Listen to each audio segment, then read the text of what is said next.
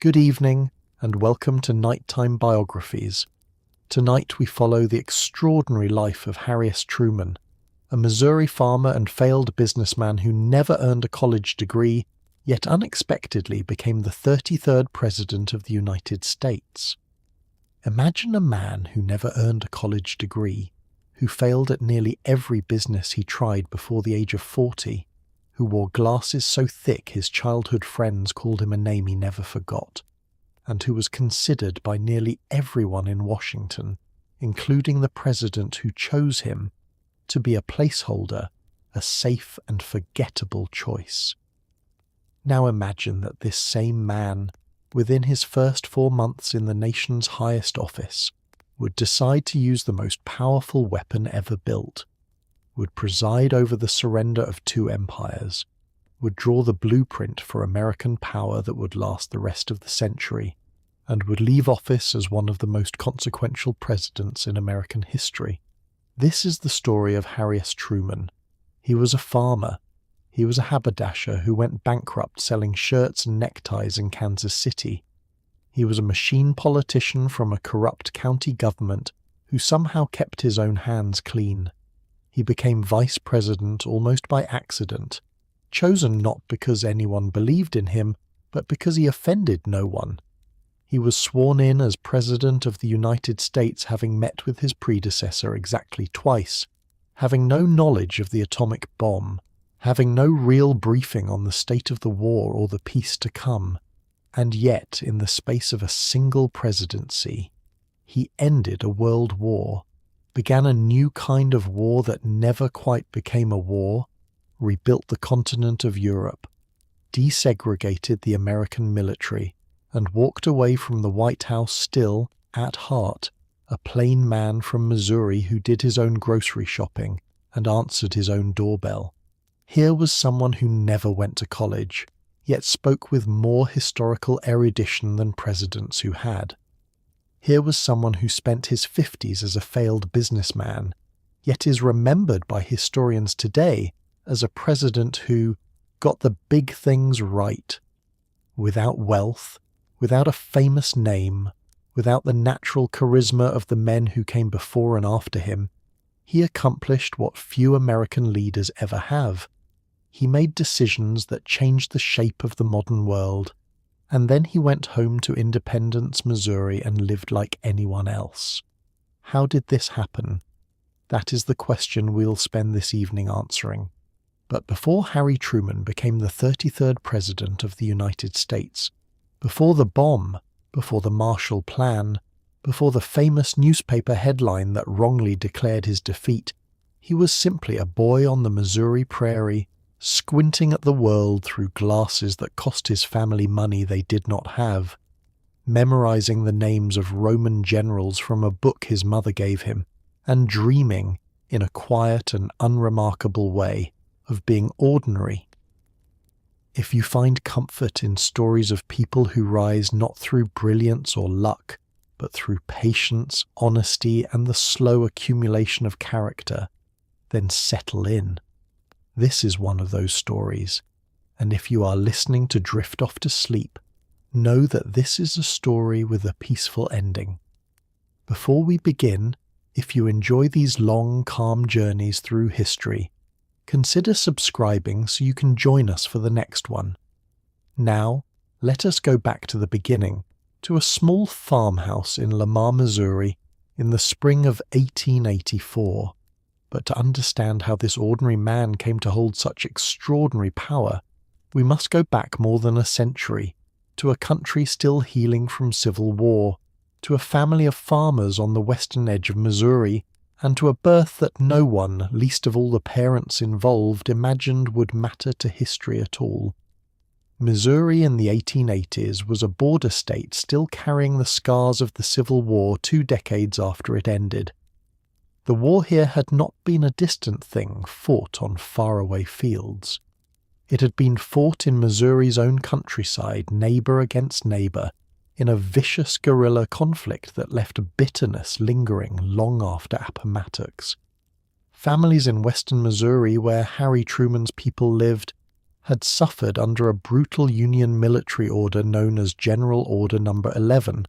which forced the evacuation of entire counties suspected of harbouring Confederate sympathisers. The Truman and Young families, on both sides of Harry's ancestry, had Confederate sympathies, and the memory of Union soldiers burning barns and driving families from their homes did not fade quickly. This was the emotional inheritance Harry Truman was born into, a southern-leaning, agrarian, deeply democratic corner of a border state, suspicious of Eastern elites, proud of its rural self-sufficiency, and quietly resentful of federal power, even as it depended on the Union for its place in the country. The town of Lamar, Missouri, where Harry was born, was barely more than a crossroads in 1884, a small county seat in Barton County, with a scattering of frame houses, a courthouse square, and a population that made its living almost entirely from the soil. The Truman family had roots in Kentucky before migrating west, part of the great movement of American families following the promise of cheap and fertile land. John Anderson Truman, Harry's father, was a small, energetic man, quick-tempered and restless, who moved his family from town to town and farm to farm throughout Harry's childhood, chasing opportunities in mules, livestock, and land speculation that rarely paid off as he hoped. He was, by most accounts, a stern and hard-driving man, proud and easily provoked, but also deeply devoted to his family in his own undemonstrative way. Harry's mother, Martha Ellen Young Truman, known to everyone as Mattie, was in many ways the steadier and more influential parent. She came from a prosperous farming family near Grandview, Missouri, and she was well educated for a woman of her time and place, having attended a female academy in Lexington, Missouri, where she studied music, literature, and art. It was Martha who read to her children, who instilled in young Harry his lifelong love of history and books, and who remained the single most important emotional anchor of his life until her death in 1947, by which time her son was President of the United States. She lived long enough to see this unlikely outcome, though she reportedly worried more about her son's happiness than his historical significance. Harry Truman was born on May 8, 1884, in a small white frame house in Lamar. His parents debated for weeks over his middle name, unable to agree on whether to honor his grandfather Solomon Young or his other grandfather Anderson Ship Truman. In a compromise that would puzzle historians and journalists for the rest of his life, they settled on the single letter S, which stood for nothing in particular but represented both grandfathers at once. This small, practical decision, born of a desire to avoid picking a favourite in-law, would later cause endless confusion, since even the Chicago Manual of Style and the government printing office would argue for decades about whether the middle initial required a period at all. Harry Truman himself would eventually settle the matter by simply using a period and signing his name Harry S. Truman for the whole of his public life. The family's fortunes fluctuated in Harry's earliest years as his father searched restlessly for economic security. When Harry was still small, the family moved to a farm near Harrisonville, then to Belton, then finally, when Harry was 6 years old, to the town of Independence, Missouri, a place that would become synonymous with his name for the rest of American history. Independence in 1890 was a substantial and established town, the county seat of Jackson County, with brick streets, a courthouse, churches, and a genteel social order built around old Missouri families who had lived there for generations. The Truman family, arriving with modest means and no particular social standing, settled into a rented house, and it was here, among the oak trees and clapboard houses of Independence, that Harry Truman's childhood truly began. The house itself was modest but comfortable, filled with the sounds of Martha's piano playing and the murmur of a household that valued reading above almost everything else. It was in this house, in this small Missouri town, at the edge of the fading frontier and the coming 20th century, that a future president took his first uncertain steps into a life that no one around him could have imagined would end where it did. There is a particular kind of loneliness that comes from being unable to do the things other children do without even realizing why. For young Harry Truman, that loneliness arrived early, in the form of severely poor eyesight, discovered when he was about 6 or 7 years old. His mother noticed that Harry seemed to squint constantly and stumble over objects other children saw plainly. A trip to a doctor revealed that Harry suffered from a condition called hyperopia, an extreme far-sightedness that left him functionally unable to make out details at close range. The doctor fitted him with thick, expensive glasses, a rare and costly item for a family of modest means in that era, and warned that the boy must be extremely careful. A blow to the head, the doctor said, could damage his eyes permanently, perhaps even blind him. This warning shaped Harry's entire childhood. He could not play the rough games of baseball, football, or wrestling that occupied the other boys of Independence. He could not risk the tumbles and collisions of childhood play without the fear of losing his sight altogether. And so, while other boys ran through the fields and climbed trees, Harry Truman sat on porches, in parlours, and in the town library, reading. He would later say that he read every book in the Independence Public Library, including the encyclopedias, and while this claim was surely an exaggeration born of pride and nostalgia, it was not far from the truth. He devoured biographies, especially of great military and political leaders. He was particularly drawn to a book called Great Men and Famous Women, and he later said that his study of Andrew Jackson, Robert E. Lee, and above all the generals of ancient Rome, gave him his first understanding that leadership was not a matter of birth or wealth, but of character and decision.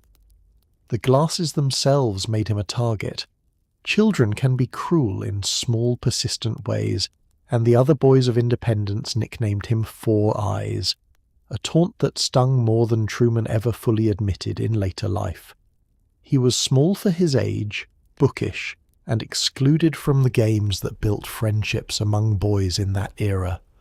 He found companionship instead in his younger siblings, his cousins, and eventually, importantly, in a golden-haired girl named Elizabeth Wallace, known to everyone as Bess, whom he first noticed in Sunday school at the age of 6. Harry would later say that he fell in love with Bess Wallace the very first time he saw her, and that he never seriously considered loving anyone else for the rest of his 90-year life. It would take him nearly 3 decades to marry her, but the devotion, once formed, never wavered. Formal education for Harry was a source of genuine joy rather than obligation, a rarity among boys of his era and temperament. He attended the Independence public schools, excelled particularly in history and literature, and was remembered by teachers as diligent, quiet, and unusually mature for his age. He took piano lessons from a local teacher and showed real promise, rising early some mornings to practice for hours before school,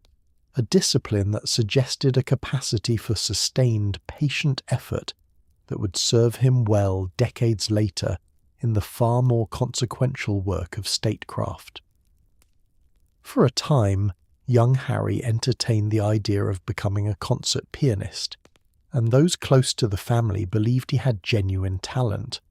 though the family's finances and the practical demands of life on a Missouri farm eventually closed off that path. His relationship with his father remained complicated throughout these years. John Truman was proud of his son's intelligence, but uneasy with his bookishness, believing that a boy ought to be tougher, more practical, more suited to farm work and physical labour. Harry, for his part, worked hard to please a father he respected but never entirely satisfied, taking on farm chores and errands despite his poor eyesight. determined to prove that his physical limitations did not make him weak or useless. This tension between intellectual sensitivity and a desire to prove physical and practical competence would remain a defining thread in Truman's character for the rest of his life, visible even decades later in the blunt, plain-spoken manner he cultivated as president, a manner that sometimes masked a far more thoughtful and well-read mind than his critics assumed. Harry graduated from Independence High School in 1901, one of the relatively few young men of his background to complete a full secondary education. He harbored hopes of attending college and even briefly considered West Point, the military academy that would have suited both his fascination with military history and his family's modest finances since it offered a free education. But his eyesight, the very thing that had shaped his childhood, now closed a door. The Army's vision requirements were strict, and Harry Truman, who would one day command the largest peacetime military the United States had ever built, was rejected by West Point for being unable to see clearly enough to serve. It was, in that moment, a bitter disappointment. What Harry could not know was that this door closing was among the smaller of many disappointments still ahead, disappointments that would stretch across decades before the door to a different kind of destiny finally opened. The seeds of patience, of quiet perseverance in the face of repeated setback, were being planted in these early years, though no one, least of all Harry himself, could have known how essential that patience would eventually become. There were other gentler threads woven through these childhood years as well, threads that would surface again and again across the decades of Truman's later life. His grandmother, Harriet Louisa Young, on his mother's side, owned a substantial and prosperous farm near Grandview, south of Kansas City, and the young Harry spent many long summer weeks there among the cornfields and orchards, weeks he remembered with genuine fondness even in his final years. It was on this farm that he first learned the rhythms of agricultural labour that would occupy more than a decade of his adult life, watching his grandfather Solomon Young, a man who had once driven ox-drawn wagon trains along the Santa Fe and Oregon trails to sell provisions to California-bound settlers, tell stories of the vanishing frontier that had shaped the whole of his family's history. Religion, too, played its quiet part in shaping the boy who had become president. The Truman and Young families were Baptists, and young Harry attended church regularly throughout his childhood, absorbing both the moral seriousness and the plain, unadorned worship style that characterized rural Missouri Protestantism of that era. He was not, by his own later admission, a particularly devout or theologically minded man, but the ethical framework instilled during these Sunday mornings, a framework built around honesty, humility, and personal accountability rather than elaborate doctrine, remained with him for the whole of his life and surfaced again and again in the plain moral language he used to explain his decisions as president decades later. His mother Martha's influence extended well beyond books and piano lessons. She held strong opinions, freely expressed, about history and politics, opinions shaped by her own family's suffering during the Civil War, when Union soldiers had reportedly imprisoned her own father briefly and destroyed property on the family farm. She raised her children with an unmistakable, if quietly held, sympathy for the Southern cause and a lasting suspicion of centralized federal authority, attitudes that placed young Harry, somewhat awkwardly, within the Democratic Party's conservative Southern wing, even as his own later presidency would push the federal government toward a far more assertive role in both foreign affairs and civil rights than his mother's generation could have imagined or, in her case, entirely approved of. Truman himself later remarked with characteristic candor that his mother once told him she would have to sleep in the White House's Lincoln bedroom on a visit, and that she would rather sleep on the floor, a joke that captured both her stubborn regional loyalties and her son's evident amusement at them. Beyond his own household, the town of Independence itself left a permanent mark on Truman's sensibility. It was a place proud of its own historical significance, having served for decades as the primary outfitting point for wagon trains heading west along the Santa Fe, California, and Oregon trails. And as a boy, Truman absorbed the town's sense of itself as a place where history had happened and might happen again. The town's Presbyterian and Baptist churches, its modest brick business district, its tree-lined residential streets, and its genteel but not wealthy social order gave young Harry a template for civic life that he would carry with him into every subsequent chapter of his career. The conviction that ordinary towns, ordinary families, and ordinary institutions, quietly and faithfully maintained, were the true bedrock of American life, a conviction that never left him even after he had walked the halls of the White House and negotiated with the leaders of Britain and the Soviet Union. If West Point had accepted him, American history might look entirely different. Instead, Harry Truman's father suffered a severe financial collapse in 1901, the very year Harry graduated from high school, having lost the family's savings in a disastrous series of speculative trades in grain futures. The Truman family was forced to sell their comfortable Independence home and move to a smaller house, and any hope Harry had entertained of attending a private university evaporated along with his father's money. College, for Harry Truman, was simply no longer possible. He would remain, for the whole of his life, the only president of the 20th century without a college degree, a fact his political opponents would later use against him, and a fact that privately embarrassed him, even as he achieved things that many college-educated men never could. What followed was nearly 2 decades of what can only be described as ordinary, unremarkable struggle. Harry took a series of low-paying clerical jobs in Kansas City. He worked as a timekeeper for a railroad construction company,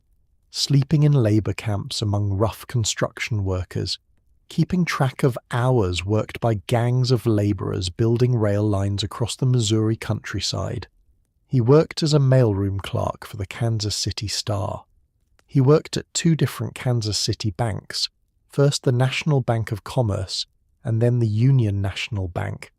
positions that paid modestly but exposed him to the fundamentals of finance and bookkeeping that would later prove useful. He was, by the accounts of those who worked with him, careful, honest, and reliable, but nothing about these years suggested a future president. He was simply one young man among thousands in Kansas City, quietly building a modest career, quietly still in love with a girl in Independence who seemed, by social standing, well out of his reach. The Wallace family was among the most prominent in Independence, and Bess's mother in particular seems to have hoped for a more prosperous suitor for her daughter than the son of a failed farmer and mule trader.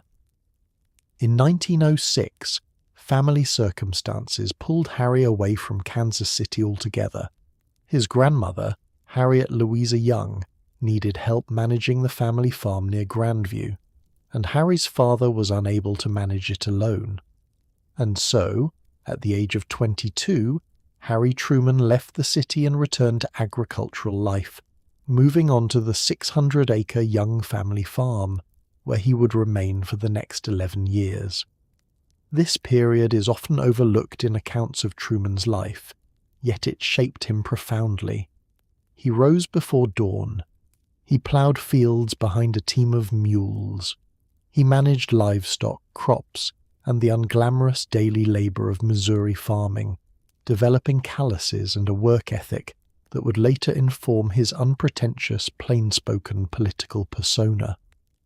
He read at night by lamplight, kept up his correspondence with Bess Wallace, and slowly, patiently, built a modest reputation as a capable and honest farmer, even serving for a time as a local postmaster and township road overseer, small civic positions that gave him his first taste of public responsibility. Year after year passed this way. 1907, 1908, 1909, the farm work continuing, the courtship of Bess Wallace proceeding with agonizing slowness, hampered both by geographic distance and by Mrs. Wallace's continued disapproval of a struggling farmer as a match for her daughter. By the time Harry reached his late 20s, many of his contemporaries had already married, established careers, and begun families.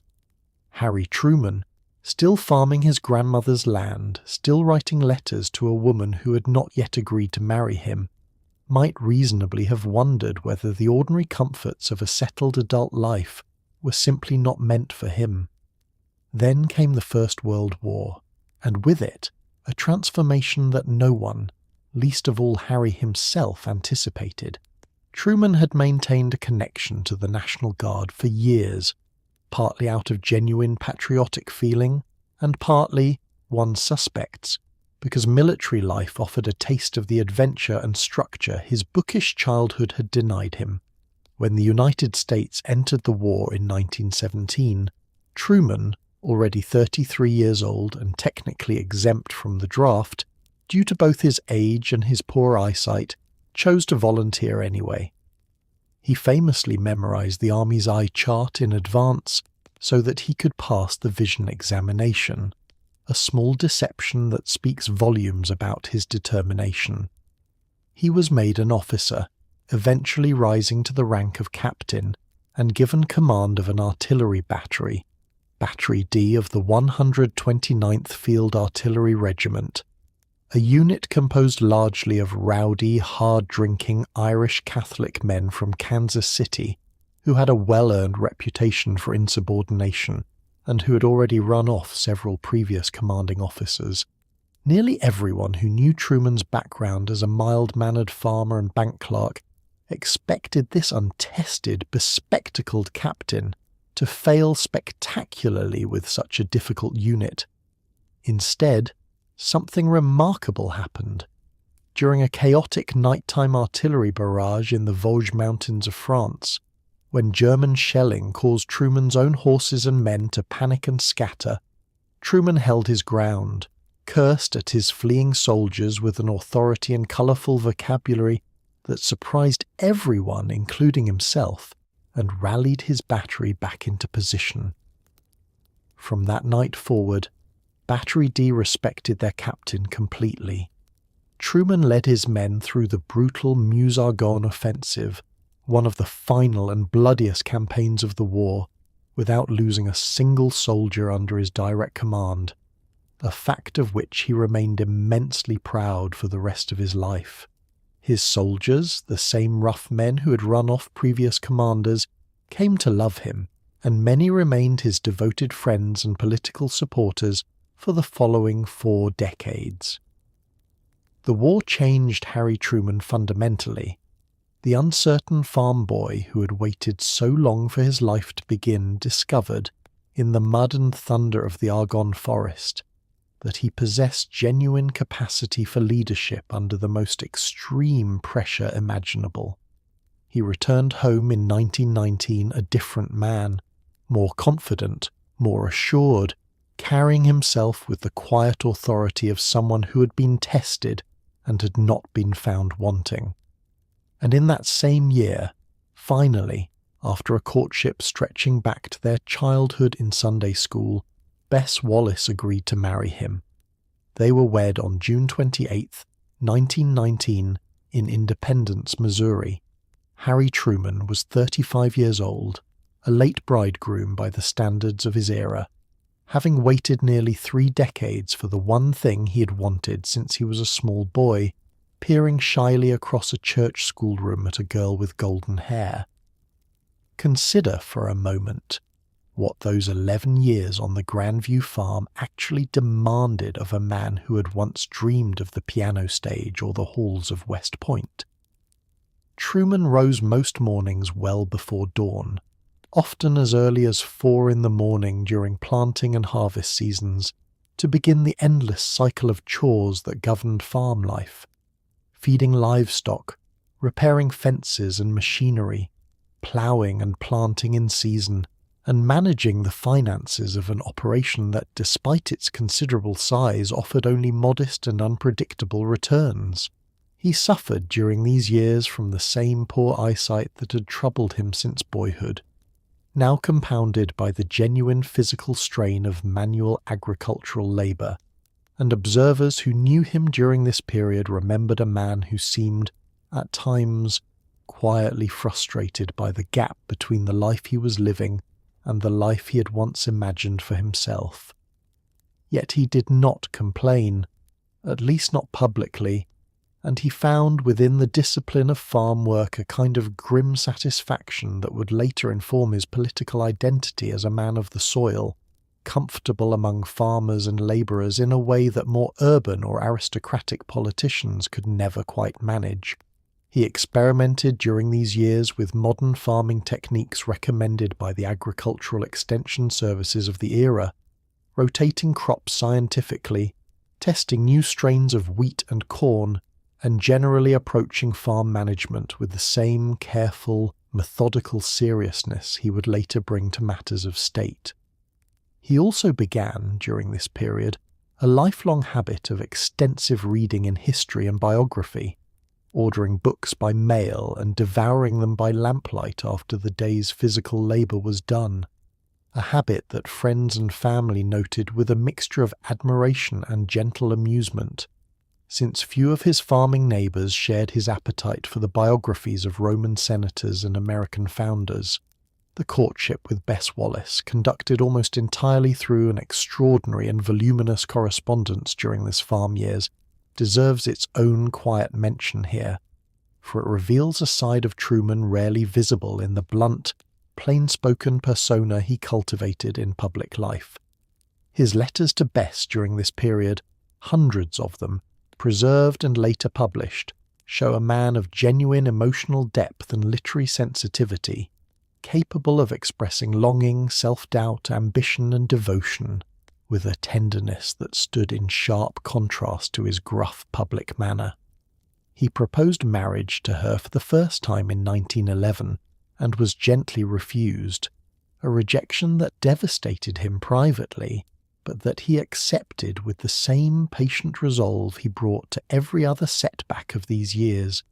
continuing to write to her faithfully, continuing to visit when circumstances allowed, and never once, by any surviving account, considering a life with anyone else.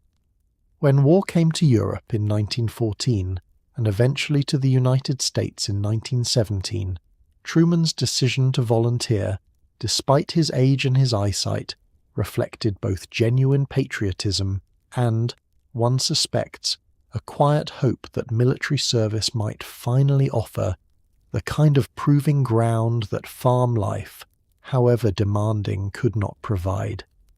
His journey from raw recruit to respected artillery captain deserves fuller telling than a single dramatic night in the Vosges Mountains can capture.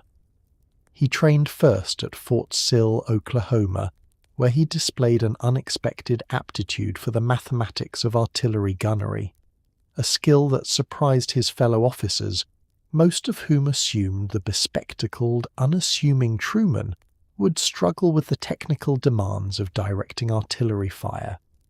He proved instead to be one of the most capable gunnery officers in his regiment, a competence that earned him the respect of superiors even before he had proven himself in combat. His command of Battery D, the unruly group of Kansas City Irish Catholics who had already driven off two previous commanding officers through a combination of insubordination and outright sabotage of unpopular leaders, tested every ounce of leadership skill Truman possessed. He won their loyalty not through harsh discipline alone, but through a combination of fairness, competence, and personal courage that became evident during the unit's first experience of enemy fire, when a surprise German artillery barrage sent Truman's own horses stampeding and his inexperienced soldiers scattering into the darkness in panic.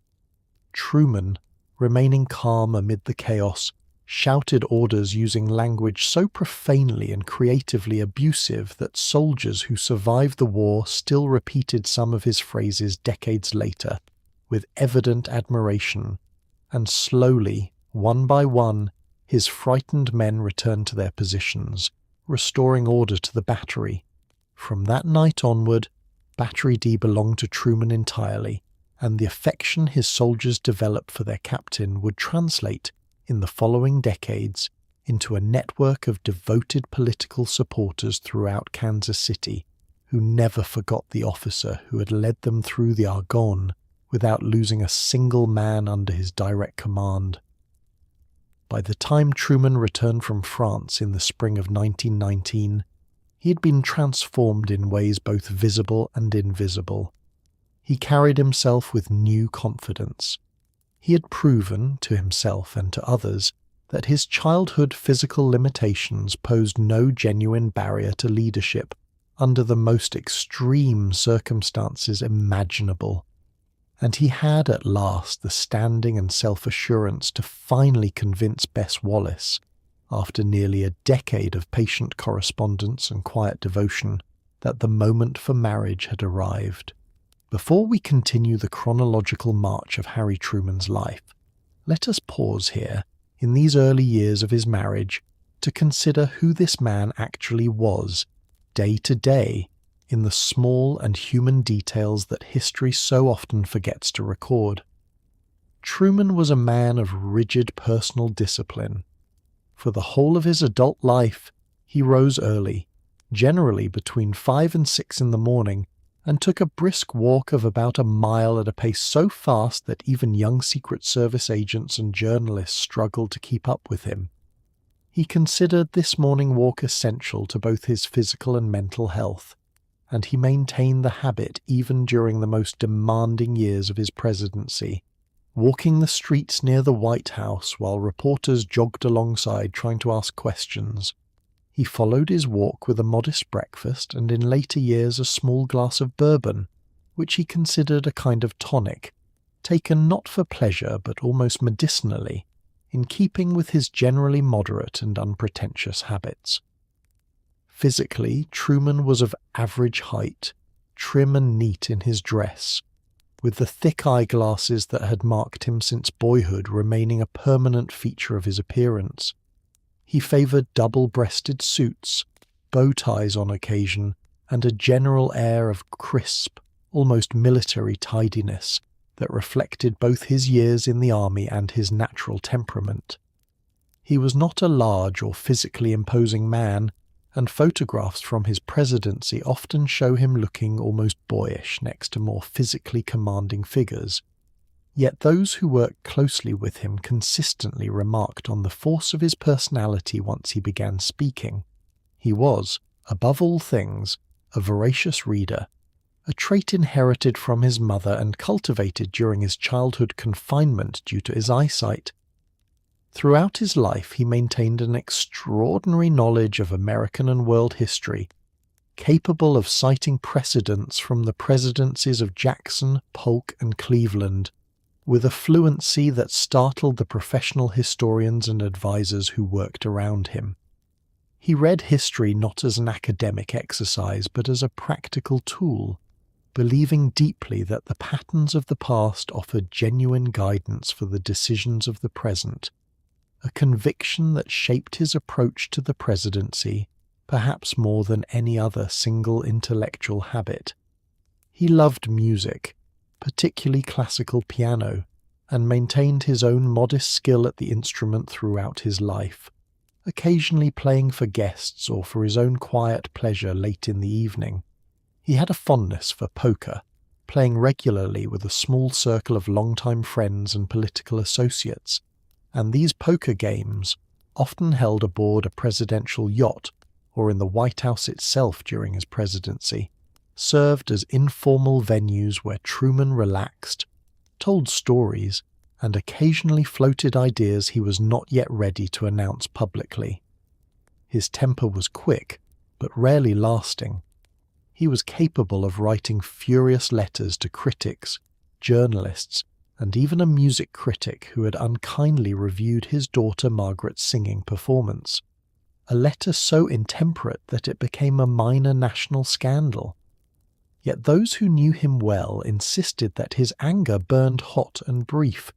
and that he bore few lasting grudges, preferring instead a blunt, plain-spoken honesty that some found refreshing and others found alarmingly undiplomatic for a man who would one day hold the power to end civilization. His domestic life, once he and Bess finally married, was marked by genuine and enduring devotion. The couple's only child, Mary Margaret Truman, was born in 1924, and Truman doted on her throughout his life, maintaining a warm and affectionate correspondence with her even during the most demanding years of his political career. Bess herself was a private, somewhat reserved woman who never fully embraced the public role of First Lady, preferring to spend as much time as possible away from Washington, at the family home in Independence. Truman's letters to Bess, written across decades of separation during his political career, reveal a man of surprising emotional tenderness beneath his blunt public exterior, a devoted husband who wrote to his wife nearly every single day they were apart, right up until her final years. This, then, was the private Harry Truman, disciplined, well-read, devoted to his family, quick-tempered but forgiving, modest in his personal habits despite the enormous power he would eventually wield, and utterly, almost stubbornly ordinary in his tastes and pleasures, even as extraordinary events swirled around him. Those who worked closely with him inside the White House often remarked on the sheer speed and decisiveness with which he approached his daily responsibilities, a trait his staff came to call, with a mixture of exasperation and admiration, his habit of making up his mind quickly and rarely revisiting a decision once made. He kept a sign on his Oval Office desk bearing the now famous phrase, "The buck stops here," a plain wooden reminder given to him as a gift of his own deeply held conviction that a president could not endlessly deliberate or pass responsibility to subordinates, but must, in the end, personally own the consequences of every major decision made under his authority. This philosophy extended to his management style more broadly. He expected his cabinet secretaries and advisers to present him with clear recommendations rather than open-ended debates, and he prided himself on reaching conclusions efficiently, a habit shaped perhaps by his years running a farm and a haberdashery, businesses that offered little patience for extended indecision. His correspondence, both official and personal, remained voluminous throughout his presidency and his life, and Truman insisted on personally reading and often personally answering an extraordinary volume of letters from ordinary citizens, a habit that continued well into his retirement years at the Truman Library, where visitors and researchers were sometimes startled to receive a personal, handwritten reply from the former president himself within days of writing to him. This habit reflected a genuine and lifelong democratic sensibility, a conviction, formed perhaps during his own years as an unremarkable clerk and farmer waiting for his chance, that ordinary citizens deserved the courtesy of a direct and personal response from even the most powerful office holder in the nation. Truman's relationship with the press corps that covered his presidency was famously mixed, characterized by moments of genuine warmth and camaraderie, alongside occasional explosions of temper when he felt unfairly criticized. He held regular press conferences, more frequent and generally more informal than those of many of his successors, and he approached questions with a bluntness that reporters found by turns refreshing and alarming, since Truman rarely hedged his answers with the careful diplomatic vagueness that professional political handlers might have preferred. His famous 1950 letter to Washington Post music critic Paul Hume, written after Hume gave a harshly critical review of a public singing recital, performed by Truman's daughter, Margaret, remains one of the most quoted examples of Truman's capacity for unrestrained personal anger, a letter in which the sitting President of the United States threatened the critic with physical violence over the perceived slight to his daughter's talent, an episode that scandalized polite Washington society, even as it revealed with unusual clarity the depth of Truman's private devotion to his family. Despite these occasional eruptions, those who spent extended time around Truman consistently described him as fundamentally kind, courteous, and generous in his personal dealings, a man who remembered the names of household staff, who wrote thoughtful personal notes to friends and associates during times of illness or bereavement, and who maintained genuine, lasting friendships with men from every stage of his life. From his old Battery D comrades from the First World War to Senate colleagues from both political parties, he remained close throughout his life with Eddie Jacobson, his old army friend and former business partner from the failed Kansas City haberdashery. And it was Truman's personal relationship with Jacobson, a Jewish veteran deeply concerned about the fate of Holocaust survivors and the movement for a Jewish homeland, that played a quiet but significant role in Truman's ultimate decision, against the advice of some of his own State Department officials, to grant American recognition to the new state of Israel within minutes of its declaration of independence in May 1948. After his marriage, Truman attempted to build a civilian career, opening a men's clothing store in downtown Kansas City with his old Army friend Eddie Jacobson. The store, known as Truman and Jacobson, sold shirts, ties, hats, and other furnishings, and for a brief period in the early 1920s it thrived. Buoyed by the post-war economic boom and by Truman's genuine talent for conversation and salesmanship, skills honed during his years commanding rowdy soldiers and now redirected towards selling neckties to Kansas City businessmen. But the prosperity did not last. The agricultural depression that struck the Midwest in the early 1920s, well before the broader Great Depression of the following decade, crushed consumer spending, and the store failed in 1922, leaving Truman deeply in debt, a debt he insisted on repaying in full over the following years even after bankruptcy would have legally discharged it, a decision that speaks to the rigid personal honesty that would define his later political reputation. At nearly 40 years old, Harry Truman was once again without a clear path forward, his business in ruins, his family depending on him, his formal education limited to a high school diploma and a brief stint at a for-profit law school he attended at night, but never completed. It was at this low point that Truman's wartime connections proved unexpectedly valuable. Among his army friends was a nephew of Thomas Pendergast, the powerful and famously corrupt political boss who controlled Kansas City and much of Jackson County through a well-oiled democratic machine built on patronage, kickbacks, and, when necessary, outright fraud. The Pendergast machine was looking for an honest face to run for local office, someone whose personal integrity could offset the machine's unsavory reputation while still delivering votes and loyalty. Truman, with his war record, his local reputation for honesty, and his connections through the Masonic Lodge and veterans organizations, was exactly the kind of candidate the machine needed. In 1922, with Pendergast's backing, Truman ran for and won the position of county judge in Jackson County, an administrative rather than judicial post responsible for managing county roads, public buildings and finances. He lost a re-election bid in 1924, a rare electoral defeat that stung him deeply, but returned in 1926 to win the more powerful position of presiding judge of the county court, a post he would hold for 8 years.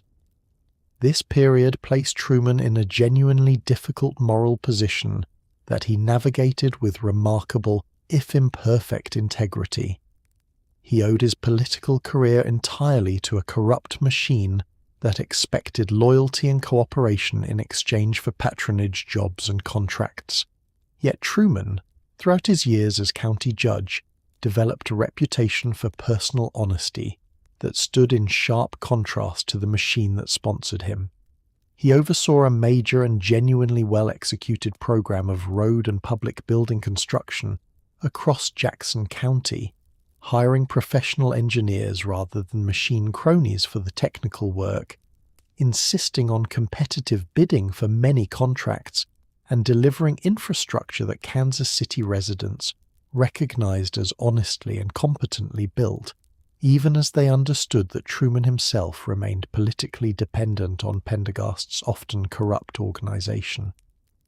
It was a delicate balance, one that required Truman to give the machine its expected share of political spoils while refusing to personally profit from the corruption around him, a balance he maintained through sheer force of personal character, and one that would be tested again and again as his career advanced. By the mid-1930s, Truman had built a solid, respected local reputation, and when a United States Senate seat became available in 1934, the Pendergast machine, needing a loyal and electable candidate, turned to Truman once again. He won the Democratic primary, which in the solidly Democratic Missouri of that era was tantamount to winning the general election, and in January 1935, at the age of 50, Harry Truman arrived in Washington as the junior senator from Missouri. His arrival was met with condescension. Washington society and the national press viewed him dismissively as the senator from Pendergast, a mere puppet of a corrupt Kansas City machine, unworthy of serious attention. For years, Truman struggled against this reputation, working diligently but largely unnoticed on Senate committees dealing with interstate commerce and transportation, developing genuine expertise on railroad regulation that few of his colleagues bothered to notice. He was re-elected in 1940 only after a brutal and uncertain primary campaign, waged in difficult circumstances after the Pendergast machine had collapsed, amid a major federal corruption prosecution that sent Boss Pendergast himself to prison, an event that could easily have destroyed Truman's career by association had he not maintained his separate reputation for personal honesty throughout the machine's rise and fall. It was during his second Senate term that Truman finally found the platform that would transform him from an obscure machine politician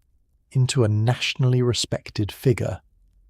In 1941, with American industry rapidly mobilizing for what would become the Second World War, Truman grew concerned about reports of waste, fraud, and profiteering in military contracting.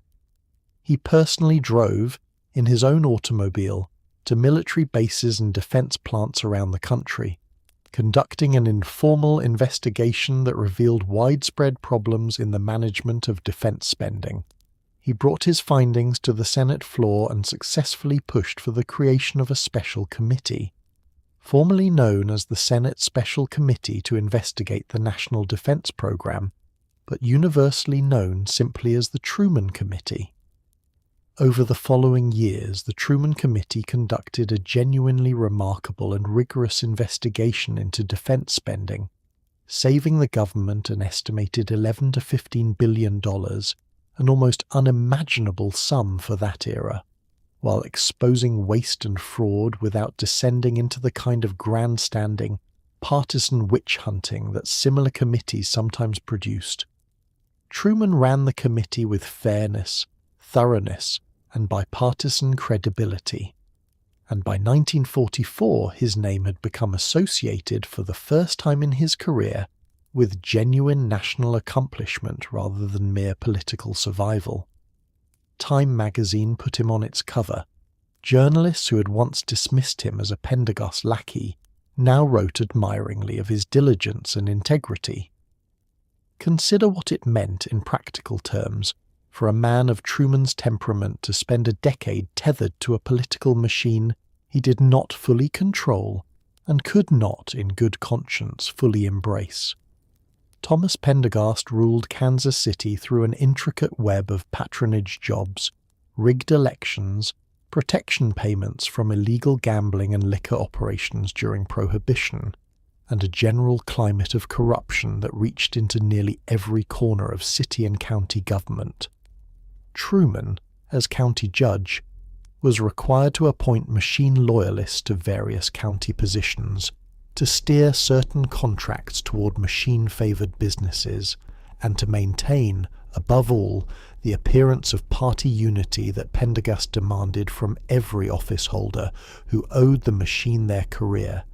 Yet even Truman's political opponents, and there were many throughout his career who resented his machine connections, struggled to identify any instance in which Truman personally profited from corruption during his years as county judge. He lived modestly throughout this period, in a household supported largely by his judicial salary and by Bess's own family inheritance rather than by any illicit enrichment, a fact that stood in sharp contrast to the visible wealth accumulated by many of his machine-connected contemporaries. His signature achievement as presiding judge, a comprehensive 10-year plan for road and public building construction across Jackson County, approved by voters in a 1928 bond referendum, was carried out with a level of professional engineering oversight and honest contracting that surprised even skeptical local newspapers, which had expected the usual pattern of machine-connected graft. Truman hired an outside engineering firm to oversee the work, insisted on genuine competitive bidding wherever politically possible, and delivered roads, bridges, and public buildings that Kansas City residents recognized, even decades later, as unusually well built for a project connected to the Pendergast machine. This delicate and sometimes exhausting balancing act, maintaining personal integrity while remaining politically dependent on a corrupt patron, produced in Truman a kind of watchful, guarded political style that would remain visible throughout the rest of his career. He learned, during these years, to distinguish carefully between the practical necessities of political survival and the deeper personal principles he would not compromise, a distinction that would prove essential when, as president, he would need to make decisions affecting millions of lives while managing the inevitable compromises and disappointments of democratic governance. His arrival in the United States Senate in January 1935 brought this same watchful, careful temperament into a far larger arena, though for several years it seemed that Truman would remain a minor and largely unnoticed figure among the 96 members of that chamber. The condescension he faced was not merely a matter of press coverage. Senate colleagues, including some fellow Democrats, treated him with a barely disguised dismissiveness, viewing him as an unsophisticated machine product unworthy of serious committee assignments or legislative influence. Truman endured this treatment with the same patient forbearance that had carried him through the long, uncertain years of his courtship with Bess and his difficult years on the farm, quietly building expertise on the Interstate Commerce Committee, where he became a genuine authority on railroad regulation, transportation law, and the complex financial structures of American railway holding companies, expertise that few of his more socially prominent colleagues bothered to acquire. The 1940 re-election campaign tested Truman's political survival instincts more severely than any contest before or since. With Pendergast now in federal prison following his conviction for income tax evasion related to an insurance company bribery scheme, and with much of the old machine apparatus collapsed or in disarray, Truman faced a crowded and difficult Democratic primary against a sitting Missouri governor and other credible challengers who portrayed him as a corrupt relic of a discredited political era. Truman campaigned exhaustively across Missouri,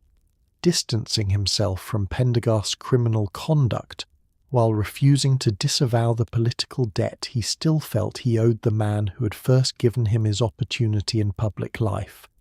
a nuanced and personally difficult position that reflected Truman's own complicated sense of loyalty. He won the primary by a narrow margin of fewer than 8,000 votes, a victory that many political observers considered a minor miracle, and went on to win re-election to the Senate that November, securing the political survival that would, just 4 years later, place him in position for the vice presidential nomination that would transform the remainder of his life. It was during this second Senate term, freed at last from the shadow of the Pendergast Association, through the simple passage of time and his own demonstrated independence, that Truman found the cause that would finally earn him genuine national respect on his own merits, rather than through any machine sponsorship. His decision to personally investigate defense spending, driven initially by constituent complaints about wasteful and poorly managed military construction projects in Missouri, reflected the same methodical, hands-on approach to problem-solving that had characterized his management of the Jackson County Road program a decade earlier. He drove thousands of miles in his own car, often accompanied by only a single staff aide, visiting military bases and defense plants across multiple states, asking blunt and pointed questions of contractors and military officers, and compiling detailed evidence of waste, mismanagement, and outright fraud that formed the basis for his Senate floor speech proposing the special investigating committee that would bear his name. The Truman Committee's work, conducted across more than 3 years and resulting in dozens of detailed reports, addressed problems ranging from defective aircraft engines and overpriced military contracts to camp construction delays and the hoarding of critical war materials by profiteering contractors. Truman insisted throughout on a scrupulously bipartisan approach, recruiting Republican senators as active partners rather than treating the investigation as a purely Democratic exercise, and he consistently focused the committee's findings on constructive reform rather than partisan embarrassment, a restraint that earned him respect across the political spectrum at a moment when national unity around the war effort remained a genuine and widely shared value. By 1944, Truman had transformed himself, through nothing more than diligent, unglamorous investigative work conducted mostly on the road far from Washington's social circuit, into one of the most respected and trusted members of the entire United States Senate. This would mark him forever in the eyes of Washington, though what came next would surprise Truman more than anyone else. By 1944, President Franklin Delano Roosevelt was seeking his 4th term in office, his health visibly failing after more than 11 years bearing the extraordinary burdens of the Great Depression and the Second World War. Roosevelt's existing vice president, Henry Wallace, was viewed by conservative and moderate Democrats as too far to the left, too closely associated with mysticism and radical economic ideas, to be an acceptable successor should Roosevelt's health fail during a 4th term, a possibility that party insiders privately understood to be a genuine and pressing concern, even as they could not say so publicly. A fierce, largely behind-the-scenes battle unfolded at the 1944 Democratic National Convention over who would replace Wallace on the ticket. Party leaders, worried about Roosevelt's health and eager to avoid both Wallace and the equally controversial alternative of James Burns, settled on Truman as a compromise candidate precisely because he offended almost no one. He was a border state senator acceptable to Southern conservatives, a former machine politician acceptable to urban party bosses, and a man whose Truman Committee work had earned him genuine respect from labor and business alike. Roosevelt himself barely knew Truman, and expressed no strong preference either way, reportedly telling party leaders to clear it with Sidney, a reference to Labour leader Sidney Hillman, in what became a famous shorthand for the essentially transactional nature of Truman's selection. Truman himself did not seek the nomination and reportedly tried to avoid it, understanding perhaps intuitively the enormous and unwanted burden it might eventually place upon him. He was nominated, and the Roosevelt-Truman ticket won the 1944 election comfortably. What followed was one of the strangest and most consequential periods of neglect in American presidential history. Over the following 82 days, as Vice President, Truman met with President Roosevelt in person only twice. He received no substantive briefings on the progress of the war, on post-war diplomatic planning, or, most critically, on the existence of the Manhattan Project, the top-secret program racing to build the world's first atomic weapon. Truman, the second highest official in the United States government, did not know that the most powerful weapon in human history was being built under his own authority. What Truman could not know, sitting in his largely ceremonial vice presidential office in the early months of 1945, was that within weeks he would be thrust into a position of world historical responsibility with almost no preparation whatsoever. The seeds of an enormous burden were being planted silently, while the man who would soon carry it remained almost entirely in the dark. On the afternoon of April 12, 1945, Truman was summoned urgently to the White House. He was taken to a small room where Eleanor Roosevelt informed him, with quiet composure, that her husband had died suddenly of a massive cerebral hemorrhage at his retreat in Warm Springs, Georgia. Truman, visibly shaken, asked Mrs. Roosevelt if there was anything he could do for her. She replied, with the calm dignity that marked her throughout her extraordinary life, "Is there anything we can do for you? For you are the one in trouble now." That evening, in the cabinet room of the White House, Harry S. Truman took the oath of office as the 33rd President of the United States. He was 60 years old.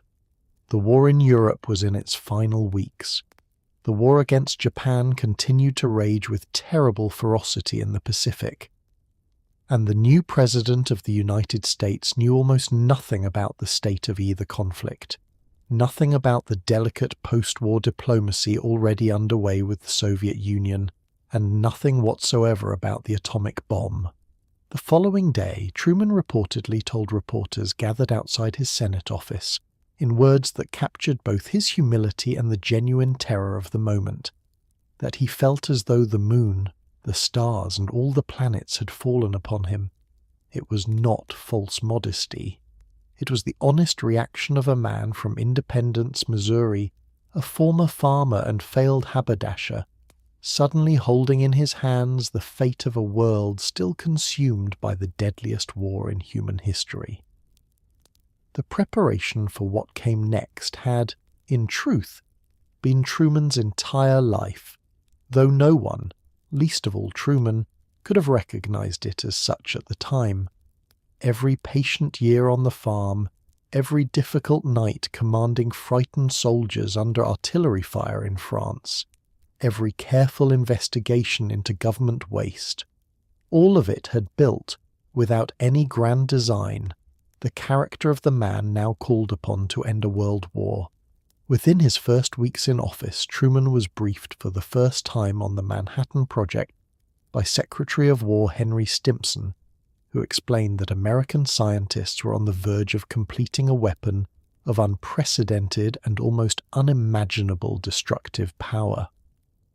Truman absorbed this information with the same measured, methodical seriousness he brought to every major decision of his life, understanding immediately the enormity of what was being asked of him. In the following months, as the war in Europe ended with Germany's surrender in May 1945, Truman travelled to the German city of Potsdam for a summit with Soviet leader Joseph Stalin and British leader Winston Churchill, later replaced mid-conference by the newly elected Clement Attlee. It was during this conference that Truman received word that the first atomic bomb test in the New Mexico desert, codenamed Trinity, had succeeded beyond even the scientists' expectations. Truman, in a now famous moment of understated diplomacy, casually mentioned to Stalin that the United States possessed a powerful new weapon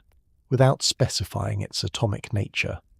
Stalin, through his own intelligence networks, already knew far more about the American program than Truman realized. The decision that followed remains to this day one of the most debated and consequential in the history of warfare.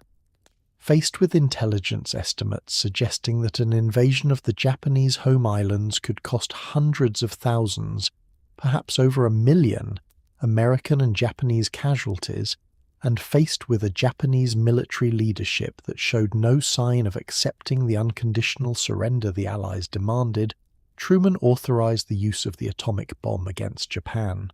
On August 6, 1945, an American B-29 bomber named the Enola Gay dropped an atomic weapon on the city of Hiroshima, killing tens of thousands of people instantly, with tens of thousands more dying in the weeks and years that followed from injuries and radiation.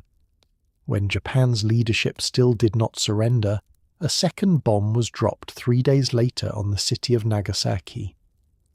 On August 15, 1945, Emperor Hirohito announced Japan's surrender, and the Second World War, the deadliest conflict in human history, came to its end. Truman never publicly expressed regret for this decision, maintaining for the rest of his life that it had been necessary to end the war and save American and Japanese lives that would otherwise have been lost in a catastrophic invasion. Historians have debated this judgment for 8 decades since, weighing the terrible human cost of the bombings against the genuine uncertainty about how the war might otherwise have ended, a debate that continues without full resolution even today. What can be said with confidence is that Truman, alone among all human beings who have ever lived, bore the singular weight of being the only person in history to order the use of nuclear weapons in war,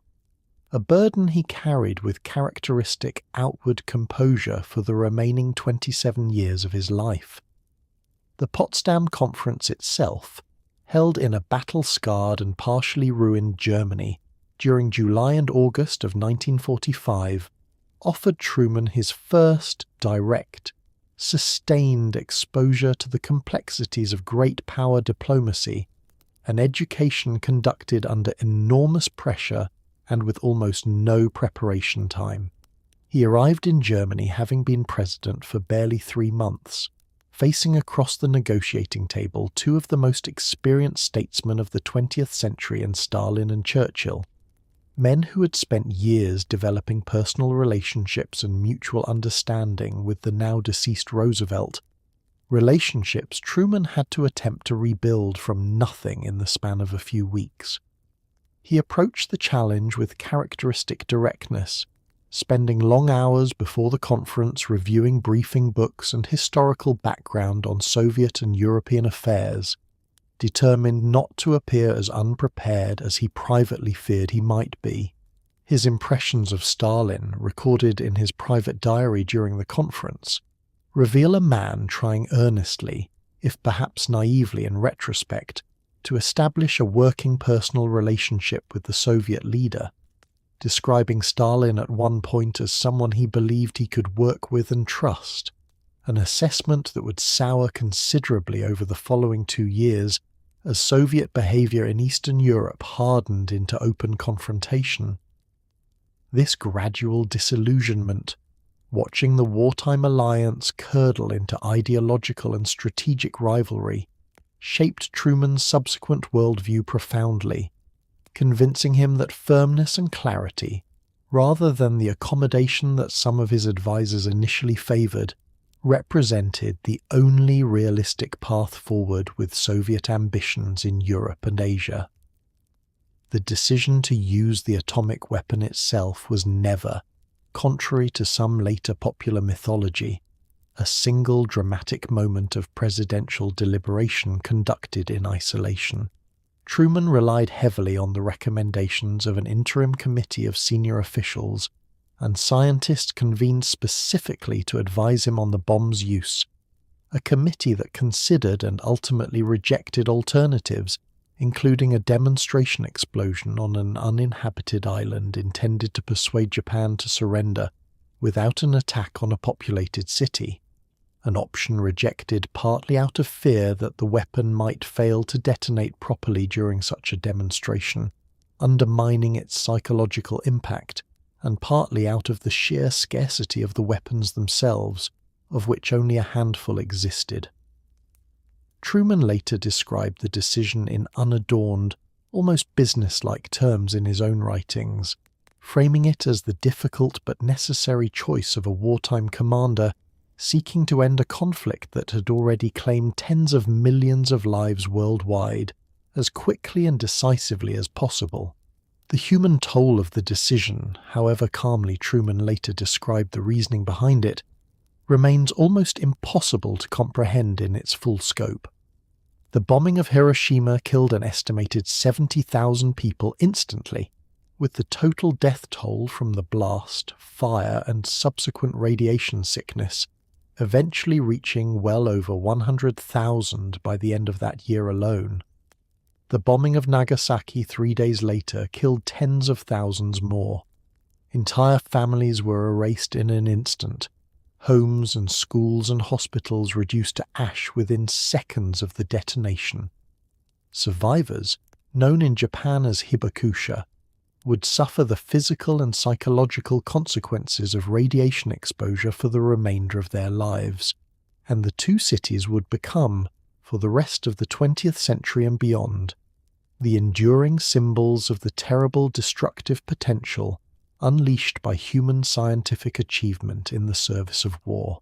In the years following his presidency, Truman received a steady stream of correspondence, much of it from private citizens both in the United States and Japan,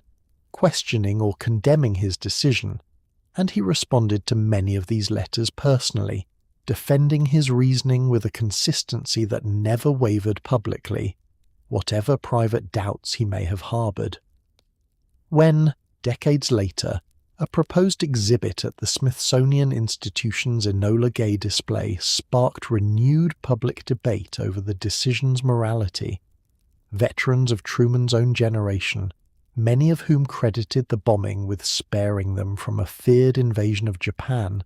rallied strongly to defend the choice their former commander-in-chief had made, ensuring that the debate over Truman's most consequential decision would continue to divide historians, ethicists, and ordinary citizens for as long as the nuclear age itself endures. With the war ended, Truman faced the almost equally daunting task of building a stable peace in a world transformed by the conflict's devastation. Europe lay largely in ruins. The wartime alliance with the Soviet Union was rapidly deteriorating into what would soon be called the Cold War, as Stalin consolidated Soviet control over Eastern Europe, and the ideological and strategic competition between communism and Western democracy hardened into a decades-long global standoff. Truman's response to this emerging challenge would define the remainder of his presidency and, in many respects, define American foreign policy for the following half-century. In 1947, responding to a crisis in Greece and Turkey where communist movements threatened to topple pro-Western governments, Truman articulated what became known as the Truman Doctrine, committing the United States to supporting free peoples resisting subjugation by armed minorities or outside pressures. This doctrine established the fundamental principle of American Cold War policy, the containment of Soviet and communist expansion through economic and military support for threatened nations, a principle that would guide American foreign policy through the presidencies of both parties for the next 4 decades. That same year, Truman's administration launched what would become perhaps his most celebrated and enduringly praised achievement, the European Recovery Programme, universally known as the Marshall Plan after Secretary of State George Marshall, who first proposed it publicly. The plan provided over $13 billion, an enormous sum for that era, in economic assistance to help rebuild the shattered economies of Western Europe. The Marshall Plan is widely credited by historians with preventing the economic collapse and potential communist takeover of Western European nations, still reeling from the war's devastation, and it remains, to this day, one of the most successful and admired instances of American foreign assistance in the nation's history, remembered as an act of genuine statesmanship that served both American strategic interests and the humanitarian needs of a devastated continent. In 1948, Truman further reshaped the emerging Cold War order by ordering the Berlin Airlift, a massive and sustained operation in which American and British aircraft flew continuous supply missions into the isolated western sectors of Berlin after Stalin attempted to force the Western Allies out of the city through a total ground blockade. For nearly a year, American pilots flew round-the-clock missions delivering food, fuel and medicine to over 2 million West Berlin residents, a demonstration of resolve that forced Stalin to lift the blockade in May 1949 without a single shot being fired, one of the most remarkable non-violent triumphs of the entire Cold War era. That same year, Truman's administration helped establish the North Atlantic Treaty Organization, a permanent military alliance binding the United States to the defense of Western Europe, a fundamental and lasting transformation of American foreign policy away from its traditional avoidance of permanent overseas alliances. Domestically, Truman pursued an ambitious, if only partially successful program of liberal reform that he called the Fair Deal, seeking to extend and expand the New Deal legacy of his predecessor. He proposed national health insurance, an expansion of Social Security, federal support for education, and civil rights legislation, though a conservative coalition in Congress blocked many of his more ambitious proposals. Where Truman achieved more lasting and unambiguous success was in the realm of civil rights, an area where he showed genuine and, for a Southern-raised border state politician of his era, unexpected moral courage. In July 1948, Truman issued Executive Order 9981, desegregating the United States Armed Forces, a landmark decision that predated the broader civil rights movement by more than a decade, and that Truman pursued despite the near-certain knowledge that it would cost him crucial Southern support in the upcoming presidential election. That election, held in November 1948, produced one of the most famous upsets in American political history. Nearly every poll, pundit, and political professional in the country confidently predicted that Truman would lose to the Republican challenger, New York Governor Thomas Dewey. The Chicago Tribune, working from early and inaccurate returns, printed its now legendary early edition with the enormous headline "Dewey defeats Truman," a headline that Truman, upon learning of the actual outcome, delighted in holding aloft for photographers, grinning broadly in one of the most famous photographs in American political history. Truman had won the election through relentless old-fashioned campaigning, travelling the country by train and delivering blunt, plain-spoken speeches from the rear platform to crowds who responded warmly to his unpretentious fighting style, a style that came to be known as his whistle-stop campaign, and that stood in sharp contrast to the more polished, cautious approach of his opponent.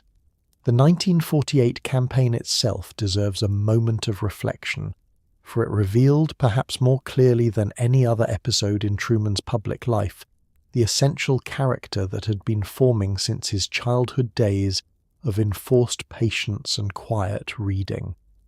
His own party had in some respects come apart beneath him that year. Southern Democrats, furious over Truman's civil rights initiatives and the party's adoption of a strong civil rights plank at its national convention, walked out and formed their own breakaway party, the States' Rights Democratic Party, commonly called the Dixiecrats, nominating South Carolina Governor Strom Thurmond for president and threatening to fracture the traditional Democratic coalition beyond repair. Simultaneously, former Vice President Henry Wallace, running as the candidate of a new progressive party, drew away liberal and left-leaning voters dissatisfied with Truman's increasingly firm anti-Soviet foreign policy. Truman thus faced not merely a strong Republican opponent, but a three-way fracture of his own political base, a situation that nearly every political professional in Washington considered fatal to his chances. He responded not with caution, but with an almost defiant energy that surprised even his own advisers.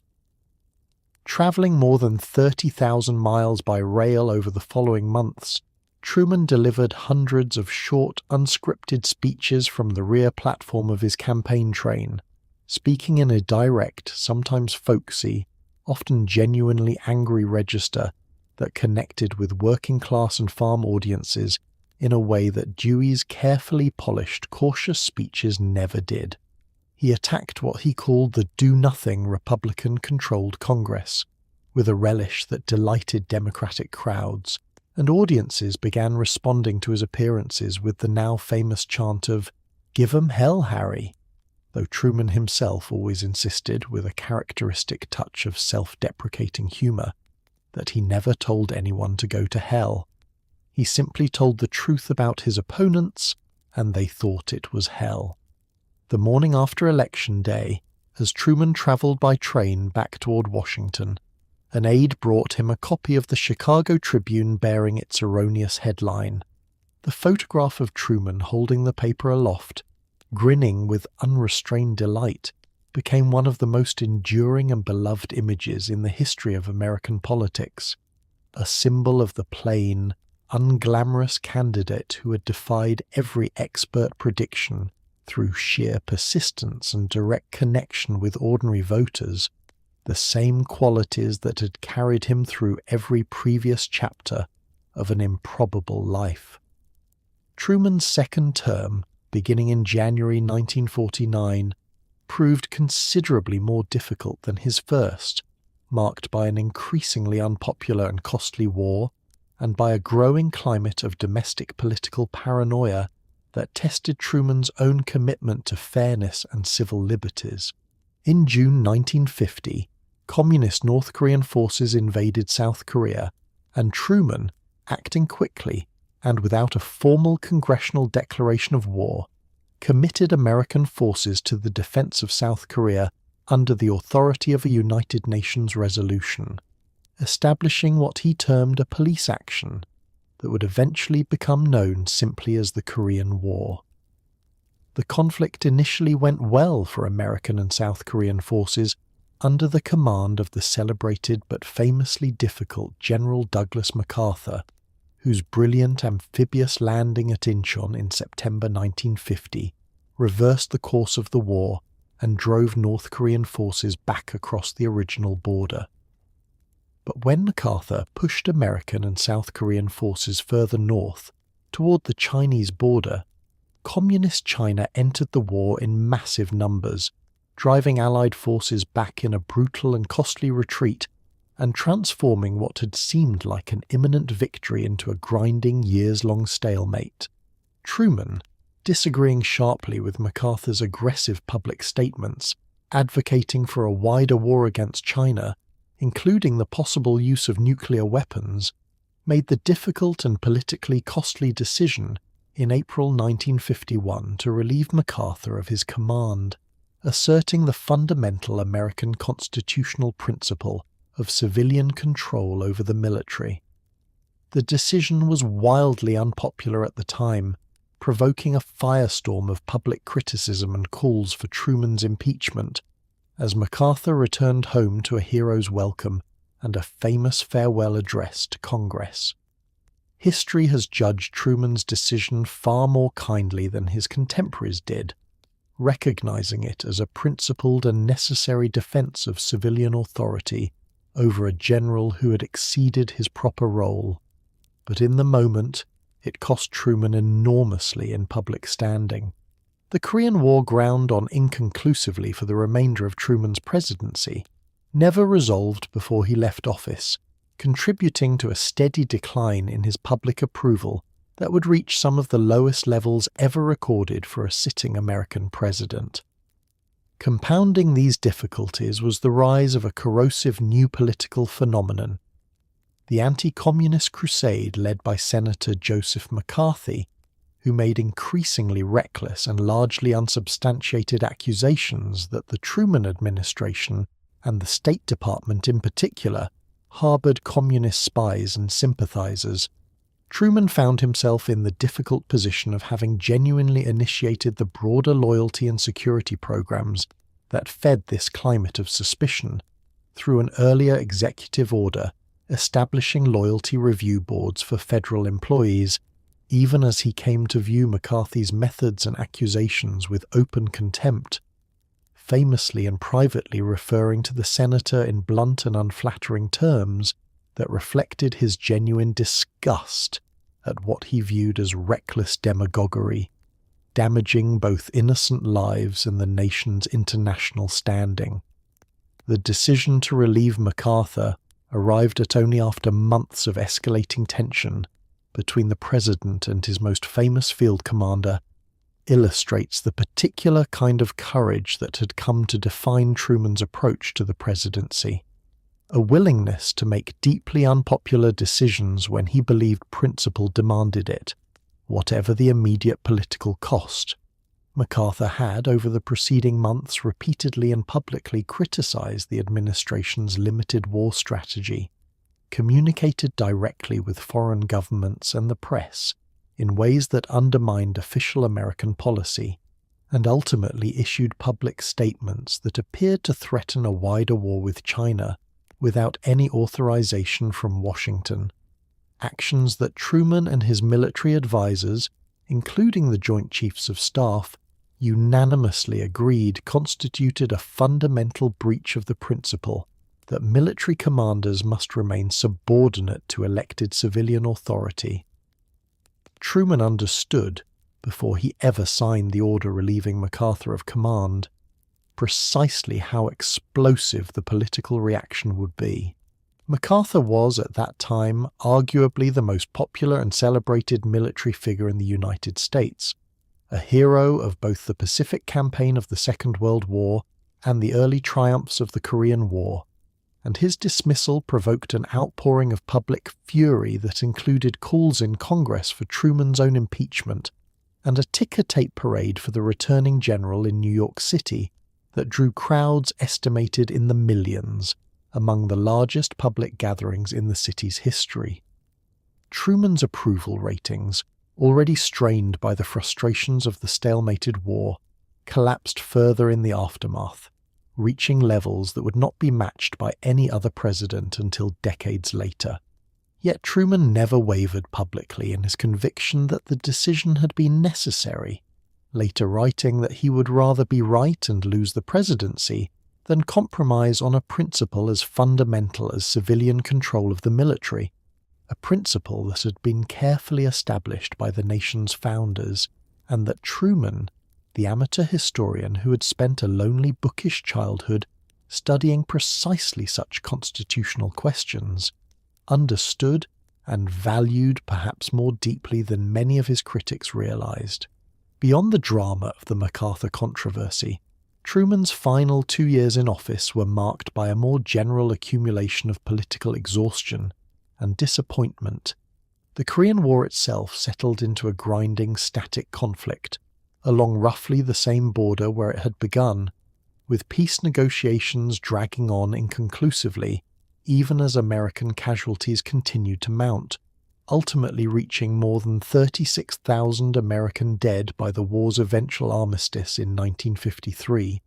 an armistice signed only after Truman had already left office. The stalemate contributed to a broader public sense of frustration and disillusionment that no amount of Truman's characteristic bluntness could dispel. Domestically, a series of relatively minor corruption scandals involving lower-level Internal Revenue Bureau officials and other appointees, though never touching Truman personally, added to a general public perception of an administration grown tired and ethically compromised after nearly 2 decades of unbroken Democratic control of the White House, stretching back to Roosevelt's first inauguration in 1933. Truman, characteristically, moved decisively once these problems came to his attention, reorganizing the Internal Revenue Bureau and removing officials found to have accepted improper favors. But the political damage from the accumulated scandals, however limited in actual scope, proved difficult to fully repair in the court of public opinion. By 1952, exhausted by the unpopular war, battered by corruption scandals involving lower-level officials in his administration, and worn down by the relentless pressures of 8 years in the nation's highest office, Truman declined to seek re-election, choosing instead to support Illinois Governor Adlai Stevenson as the Democratic nominee. He campaigned energetically on Stevenson's behalf despite his own declining popularity, delivering speeches across the country in the same direct combative style that had carried his own 1948 campaign to victory.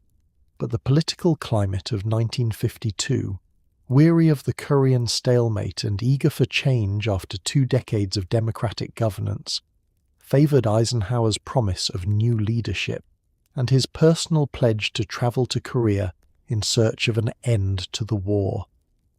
Stevenson lost decisively, and in January 1953 Harry Truman, no longer president, boarded a train in Washington and returned home to Independence, Missouri, a private citizen once again after 8 years bearing some of the heaviest burdens ever placed on an American president.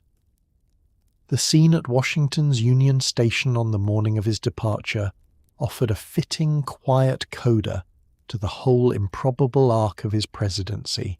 A large crowd of well-wishers, government workers, and ordinary citizens gathered to see him off,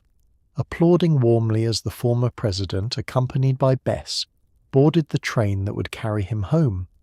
Truman, visibly moved by the reception, told the crowd that this demonstration of affection meant more to him than anything that had happened during his entire presidency. A simple and characteristically modest remark from a man who had, in less than 8 years, reshaped the post-war world order and made decisions that would echo through the remainder of the 20th century and beyond.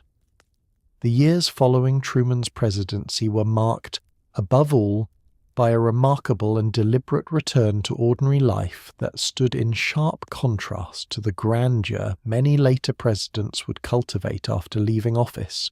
Truman and Bess returned to live in the same modest house on North Delaware Street in Independence that had belonged to Bess's family for generations, the same house where they had lived during his years as a county official and senator. Truman refused most offers of corporate positions or paid board memberships, believing it inappropriate for a former president to profit from the office he'd held, a principle that left him in genuinely modest financial circumstances for several years until Congress passed legislation in 1958, providing pensions for former presidents, a law partly inspired by concern over Truman's own financial situation. He remained physically vigorous well into his 70s, maintaining his famous rapid morning walks through the streets of Independence, often accompanied by bemused Secret Service agents and curious neighbors who might encounter the former president ambling past their front porches. He spent considerable time and personal effort establishing the Harris Truman Presidential Library in Independence, dedicated in 1957, which became not merely an archive of his papers, but a genuine second career for Truman, who visited the library's offices almost daily, met with students and researchers, and personally answered mail from ordinary citizens well into his final years. He wrote his memoirs, published in 2 volumes in 1955 and 1956, offering his own account of the momentous decisions of his presidency, and he remained an active, if increasingly elder, voice within the Democratic Party,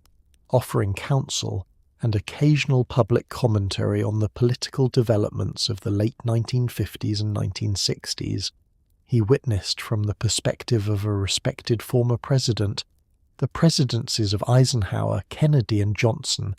and he lived to see the escalation of the Vietnam War, a conflict that echoed uncomfortably with his own experience in Korea, though he generally avoided sharp public criticism of his successors, believing it improper for former presidents to publicly second-guess those who now bore the burdens he understood so intimately. As the 1960s progressed, age began, gradually and gently, to take its toll. Truman's public appearances grew less frequent. His famous brisk walks slowed and eventually stopped altogether, after a series of falls in his 80s left him increasingly frail. He suffered from various age-related ailments common to a man in his final years, and by the early 1970s Truman, now approaching 90, had largely withdrawn from public life, remaining at home in Independence under Bess's devoted care, the same devotion he had shown her across more than 50 years of marriage. In December 1972, Truman was admitted to Kansas City's Research Hospital and Medical Center, suffering from multiple organ failure, brought on by a combination of pneumonia and other complications of advanced age. He remained hospitalized for several weeks, his condition gradually and irreversibly declining, surrounded by his devoted family. Bess remained at his bedside as much as her own advancing age permitted, and his daughter Margaret travelled to be with her father in his final days. On the morning of December 26, 1972, at the age of 88,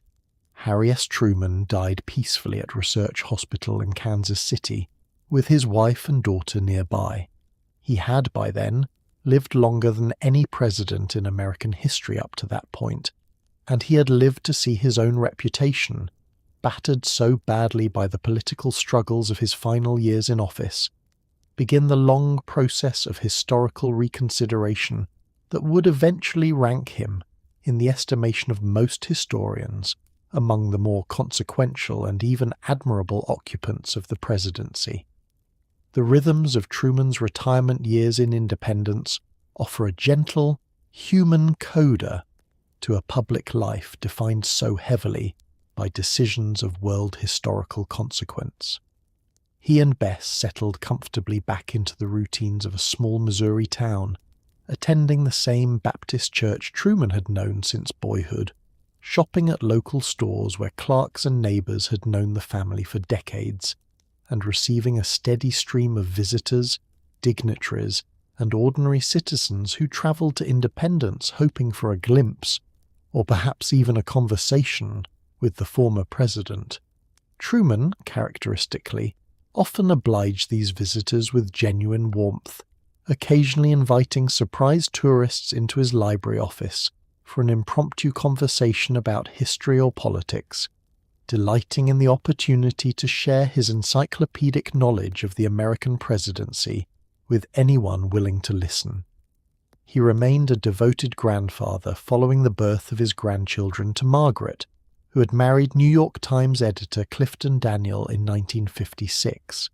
and Truman's letters from this period reveal a man who took as much quiet satisfaction in his family's ordinary happinesses, births, holidays, small triumphs, as he had once taken in the great affairs of state. He continued to travel occasionally, including a notable trip to Europe in 1956, during which he was received with considerable warmth and ceremony by leaders and crowds in Britain, France, Italy, and the Netherlands, an outpouring of continental European affection that reflected the enduring gratitude many Europeans felt toward the American president, whose Marshall Plan and NATO alliance had helped rebuild and secure their continent after the devastation of the war. Truman also remained keenly engaged with the ongoing work of American politics, even as his own direct influence gradually waned with age. He offered public support to John F. Kennedy's presidential campaign in 1960, despite some private reservations about Kennedy's relative youth and inexperience, reservations Truman kept largely to himself out of party loyalty, and he lived long enough to grieve, along with the rest of the nation, Kennedy's assassination in November 1963,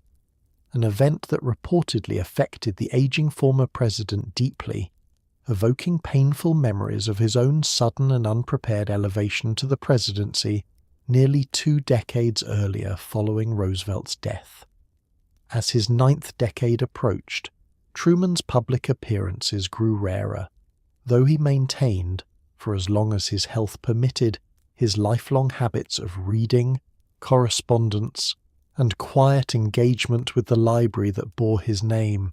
Bess Truman, ever protective of her husband's privacy and increasingly concerned about the physical toll that public appearances took on him,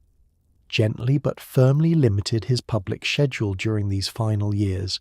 a protectiveness that Truman, who had spent his entire adult life deferring to Bess's judgment in matters of family and personal welfare, accepted without significant complaint.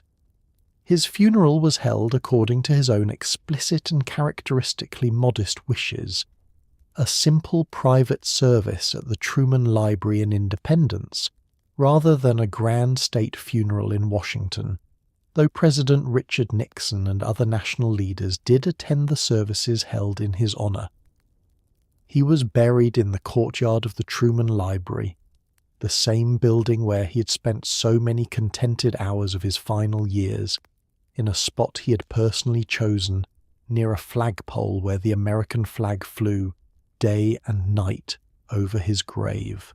Bess Truman, who survived him by a decade, was buried beside him upon her own death in 1982, reuniting in death as in life a couple whose devotion had begun in a Missouri Sunday school classroom nearly 9 decades earlier. The immediate reaction to Truman's death in December 1972 was one of genuine and widespread national mourning, tinged with a certain retrospective surprise at how much affection and respect had quietly accumulated for a president whose own years in office had often been marked by bitter controversy and remarkably low approval ratings. Newspapers that had once savaged his decisions on Korea, on MacArthur, on civil rights, now published warm and admiring retrospectives on a man increasingly remembered as blunt, honest, and, in the judgment of history, remarkably often correct in the enormous decisions he had faced. This process of historical reconsideration has continued and, if anything, deepened in the decades since Truman's death, aided considerably by the gradual declassification of wartime and Cold War documents that allowed later scholars to examine the reasoning behind his most difficult decisions with a fullness of context unavailable to journalists and critics writing in the heat of the moment during the late 1940s and early 1950s. Presidential historians, in surveys and rankings conducted periodically since the 1980s, have consistently placed Truman among the upper tier of American presidents, often ranking him within the top 10 of all 45 men who've held the office, a remarkable elevation for a president who left office in 1953 with one of the lowest approval ratings ever recorded, a figure that would not be matched until the presidency of Richard Nixon decades later. Truman's influence on the institutions of the modern world remains immense and, in many respects, largely invisible to ordinary citizens who benefit from it daily without recognizing its origin. Every time a person in Western Europe enjoys the prosperity and stability built upon the post-war recovery, they are experiencing, whether they know it or not, the enduring legacy of the Marshall Plan. Every American military alliance built upon the NATO framework, every doctrine of containing hostile expansion through measured, sustained engagement, rather than either isolation or all-out war,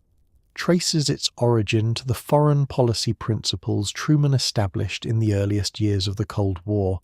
The very shape of the American national security apparatus, including the Central Intelligence Agency, the National Security Council, and the Unified Department of Defense, was created under legislation Truman signed in 1947,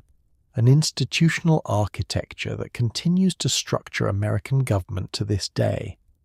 His decision to desegregate the American armed forces in 1948 stands as one of the most significant and courageous civil rights actions taken by any American president before the broader civil rights movement gained its full national momentum in the following decade,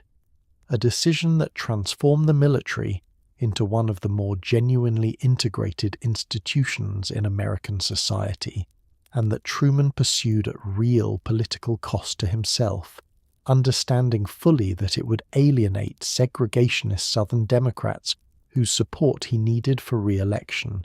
And of course, his decision regarding the atomic bomb, the single most consequential and morally fraught decision of his presidency, continues to be studied, debated, and reckoned with by each new generation of historians, ethicists, and students of warfare,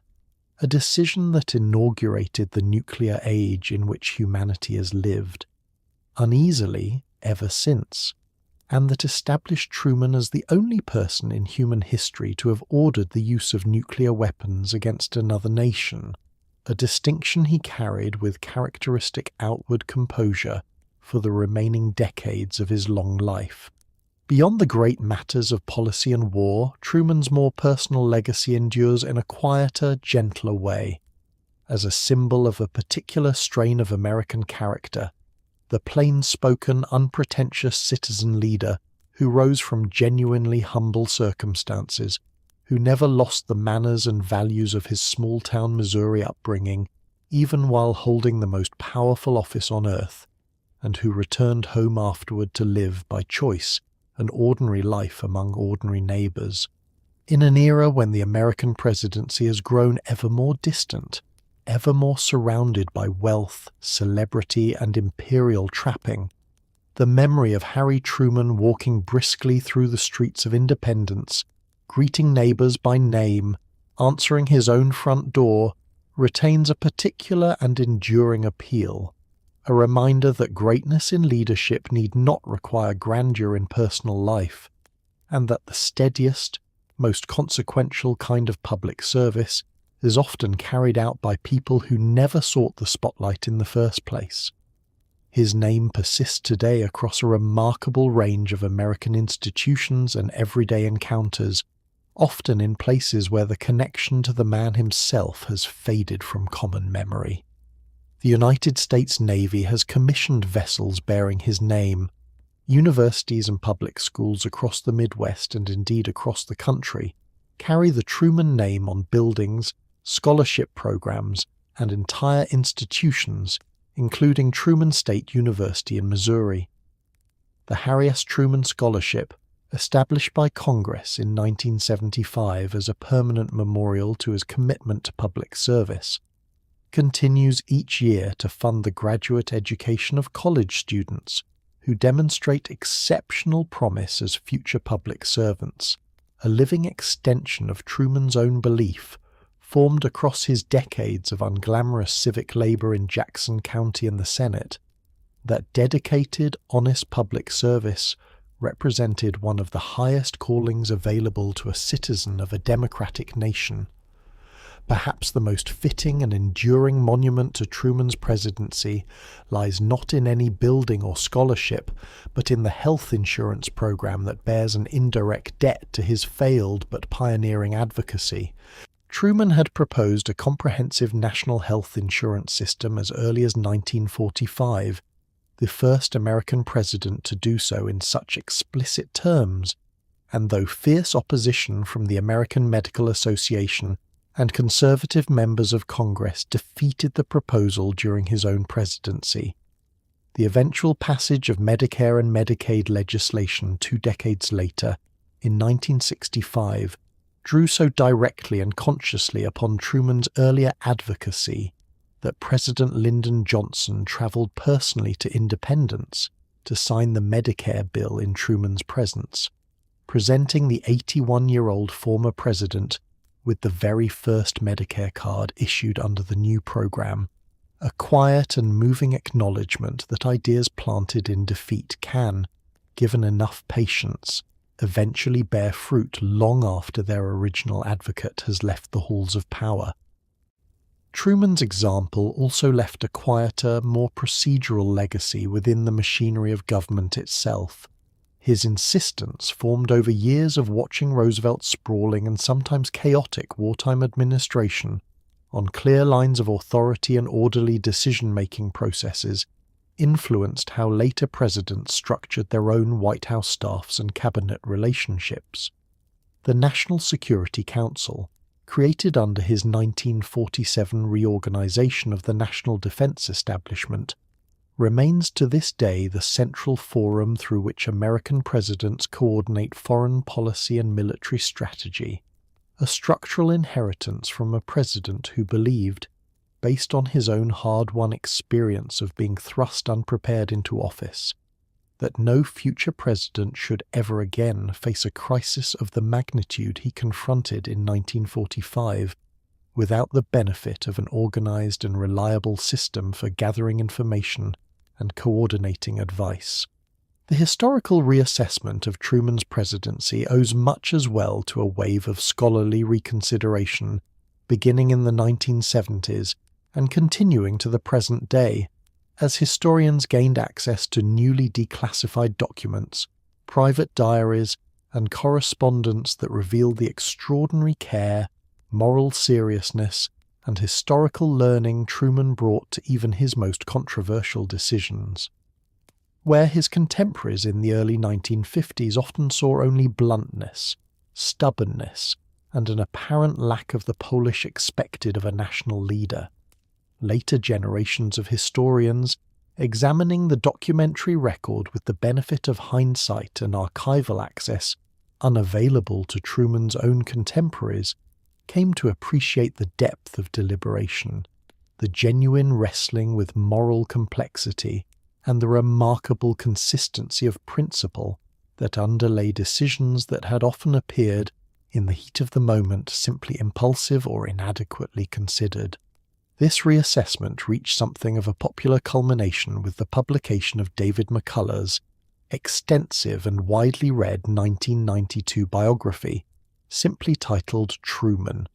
which introduced Truman's remarkable life story to a new generation of American readers and helped cement, in the broader popular imagination, the image of Truman as a president who, whatever his limitations, consistently demonstrated the kind of unglamorous, patient integrity that Americans have long claimed to value in their leaders, even when they do not always reward it at the ballot box. The book, along with numerous subsequent biographies, documentaries, and popular histories, helped ensure that the story of the failed haberdasher who ended a world war and rebuilt a continent would not fade from public memory as so many other, more immediately celebrated political careers eventually do. We began this evening with a paradox. A man who never finished college, who failed at business, who was chosen for the vice presidency almost as an afterthought, and who became, within months, the person responsible for ending the deadliest war in human history and shaping the peace that followed. We have travelled together across nearly 90 years of his life, from a small white house in Lamar, Missouri, through the mud of the Argonne Forest, through the failed clothing store and the corrupt county courthouse, into the Oval Office on a night of sudden and unwelcome inheritance, through the terrible decisions of 1945, through the long, grinding difficulties of Korea and the political exhaustion that followed, and finally home again, to the same quiet street in Independence where his story had, in a sense, always been rooted.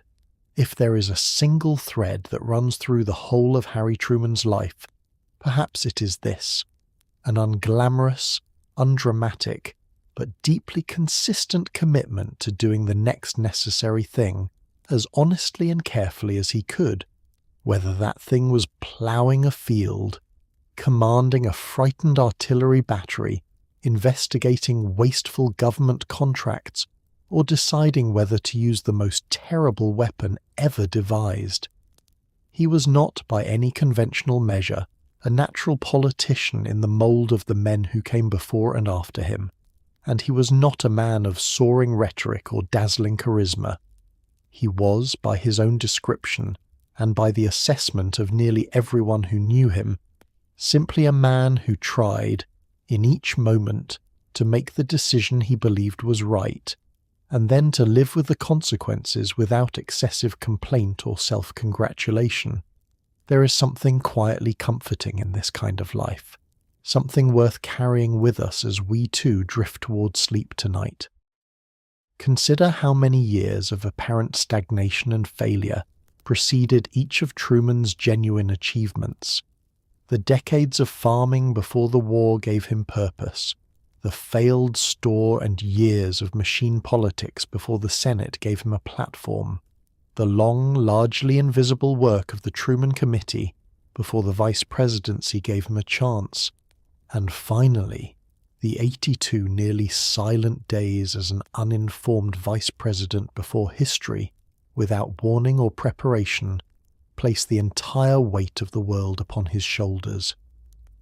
At almost no point along this winding path could Truman, or anyone observing him, have reasonably predicted where it would eventually lead.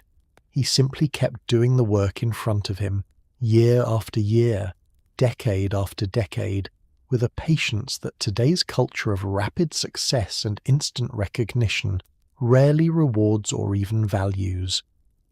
Most of us will never be asked to make decisions on the scale that fell upon Harry Truman in the spring of 1945. But all of us, in our own smaller ways, face our own moments of unexpected responsibility, our own long years of quiet waiting before opportunity finally arrives, our own daily choices about whether to act with honesty or convenience. Truman's life suggests gently that character built slowly, in obscurity, through failure and patience and ordinary decency, can eventually prove equal to even the largest test history can offer. He rests now beneath the flag at the Truman Library in Independence, beside the wife he loved from the age of 6, in the quiet Missouri town where his story began, and where, after all the noise and weight of the wider world, he chose, in the end, to come home. The oak trees still stand along the streets he once walked each morning at that famous brisk pace. The library still receives its visitors, students, and researchers, much as it did when Truman himself would wander its halls, happy to answer a stranger's question about history. And the flag above his grave still rises each morning and falls each evening, marking in its quiet and steady rhythm the passage of time over a resting place that holds, within it, one of the most improbable and instructive American lives ever lived. Thank you for spending this time with the story of Harry S.